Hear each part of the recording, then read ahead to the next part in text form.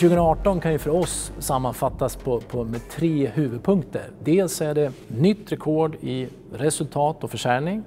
Det är en utomhusmarknad som står starkare än någonsin och vi har sett nu en fantastisk digital expansion. Och en viktig del i det här är vårt samarbete med Stockholms stad som gör att vi kan ha centralt belägna fantastiska analoga och digitala reklamplatser. Och vad är inte då bättre än att avsluta det här året med att idag vara på Stockholms stadshus och delta i den fantastiska tävlingen 100-watten. Mediemarknaden 2018 har ju drivits av den starka svenska ekonomin. Och i sin tur så ger det också effekt på utomhusmarknaden. Men utomhusmarknaden har ju växt oproportionerligt mycket mer än övriga delar tack vare att vi nu ser ett strukturellt skifte i att utomhus som kanal börjar bli mycket viktigare än tidigare år. Vi finns i det offentliga rummet, vi är på de bästa platserna i de största städerna.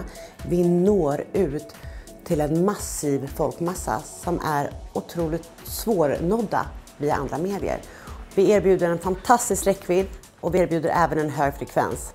Och den här kombinationen gör att varumärkeskampanjerna verkligen lyckas. 2018 fortsätter vi också det som är kärnan i vårt bolag, det vill säga hitta de bästa reklamplatserna. Och vi har expanderat kraftigt vårt footprint i Stockholms stad med både analoga och digitala skyltar under 2018, vilket kommer fortsätta in i 2019. Och det är ju vårt mål nu att under 2019 ha digitala utomhustavlor på de bästa platserna i 15 av de 25 största kommunerna i Storstockholm. Vi har ungefär 20% av Sveriges befolkning i den här regionen, men nästan 40% av konsumtionen och som del av bruttonationalprodukten. Så vi ser ju att det är otroligt intressant för många av de större annonsörerna att kunna nå ut brett digitalt i Storstockholm. Och det är det vi kommer vilja leverera med den här nya digitala utomhusprodukten.